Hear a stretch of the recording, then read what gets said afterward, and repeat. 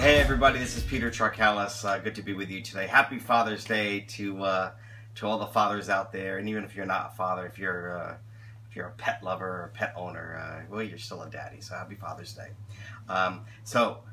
Today, I thought about today and what to kind of talk about.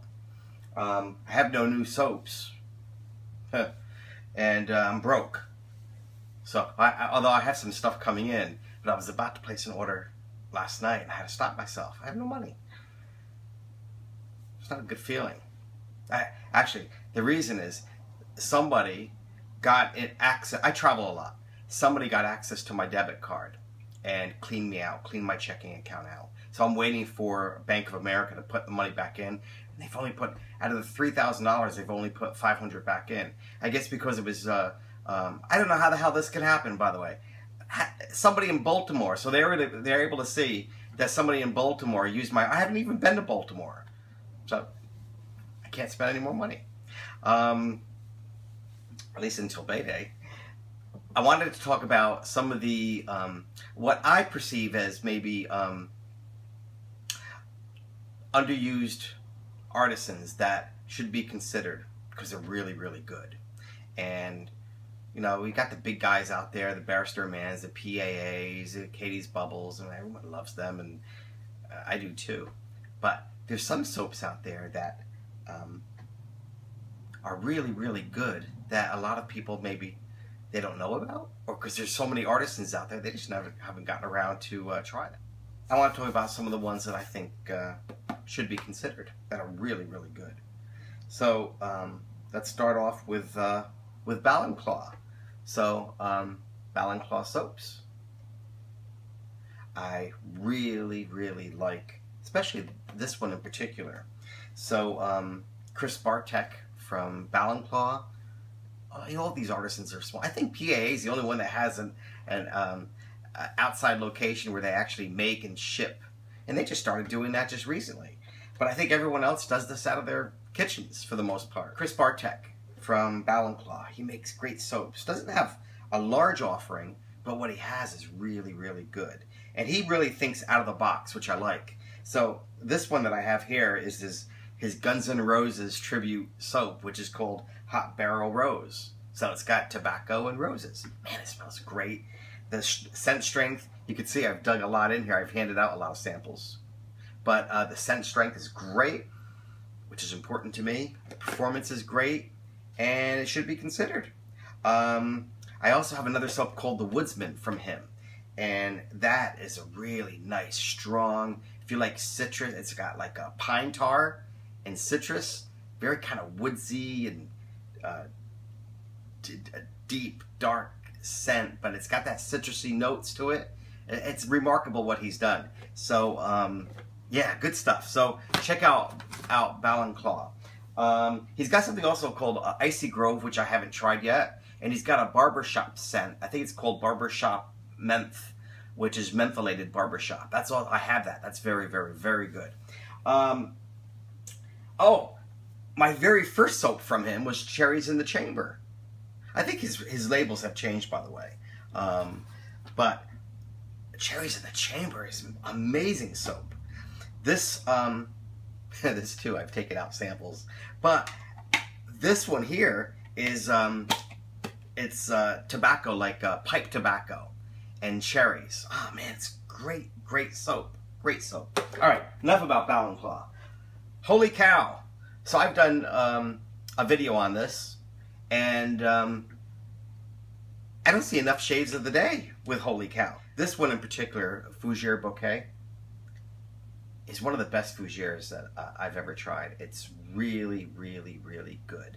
Performance is outstanding. The scent strength is fantastic. And it smells great. I mean, it's really good soap. So you should consider it. Give it a shot. Great stuff. Really, really good soap. All right, I mentioned Reef Point Soaps. I'm on a kick with Reef Point because of this Earl Grey and Ginger. I really enjoyed this. I really enjoyed this soap. So much so that I just placed another order for Submariner. Oh man, It smelled great. I didn't even use it. I placed an order for it. So that tells you a lot. Ginger's Garden's been around a while. I know everyone knows about it. For some reason, I don't see many shaves of the day. Maybe I'm just not noticing it. I don't know.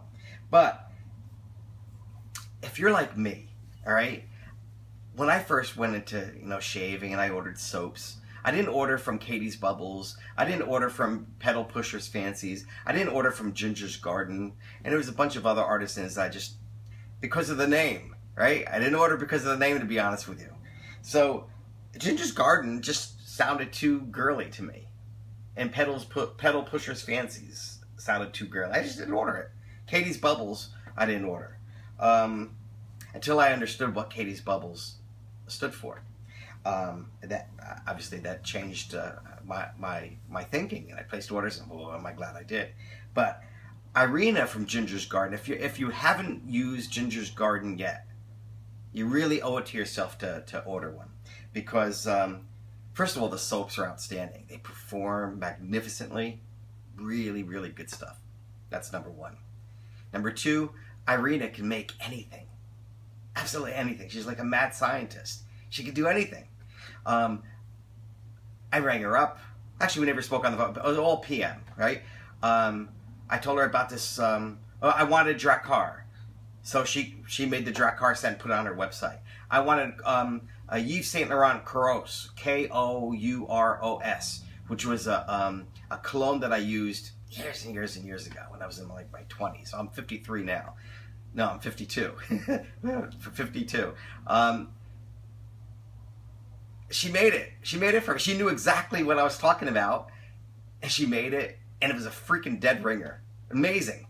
So she could do anything. She could do anything. So you want your own little personal soap? She'll do it. You just make up what you want. I mean, the Dirty Ball soap. I mean, I told her I wanted tobacco, leather, rose, and I forgot what else was in there. Tobacco, leather, rose. Oh, whiskey. And she made it. So now it's sold under private reserve. It's on her website. Havana Cognac might be the best of the best. And this stuff is outstanding. I love the scent. I love the scent on this. Her top seller is Suede. Great stuff. So I highly recommend trying Ginger's Garden if you haven't tried it, because it's that good. What else do I have? So I don't know.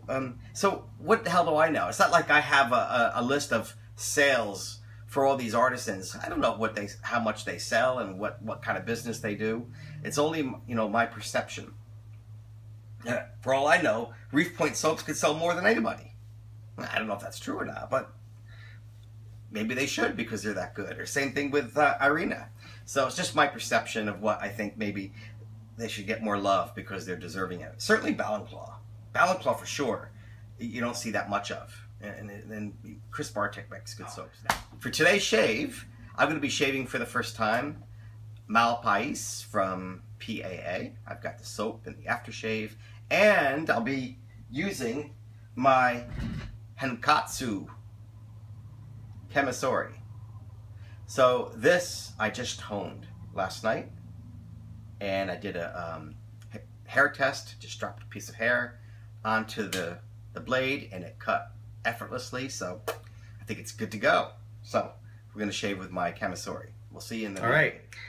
Well, I've had this soaking this knot. This is a vintage German Victoria knot that I'll be using for today's shave.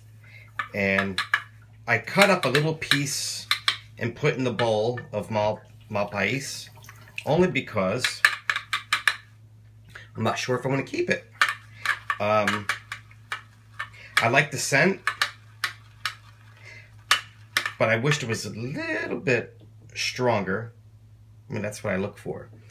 And so I'm not sure if this is going to be perfect for me, but it may be perfect for others.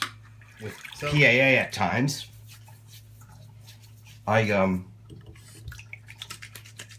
love the scent, but it's just not strong enough for me. So this may be that. Let's see. No problems with the lather though. Just based upon lather and the scent. I love the scent of every soap I've tried from them, basically.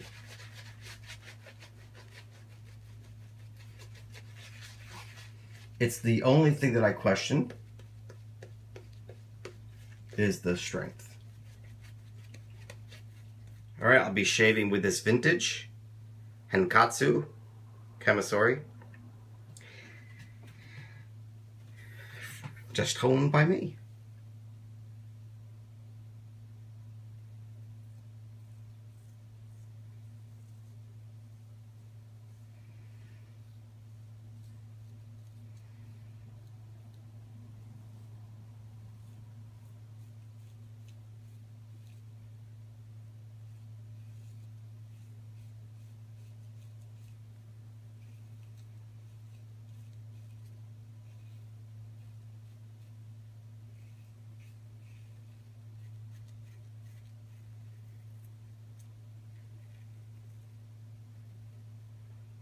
Tugging a little bit, not bad.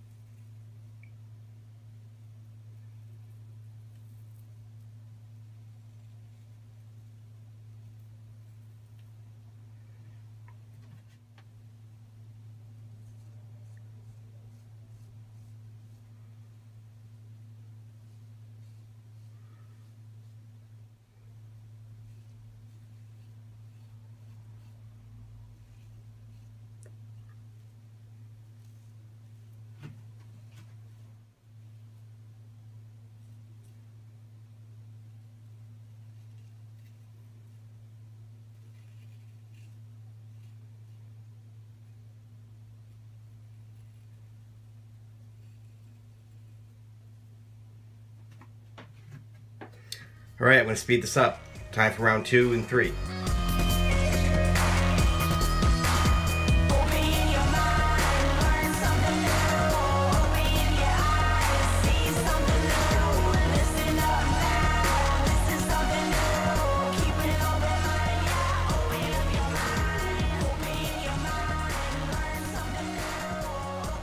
All right, so I'll be finishing off with this wonderful aftershave.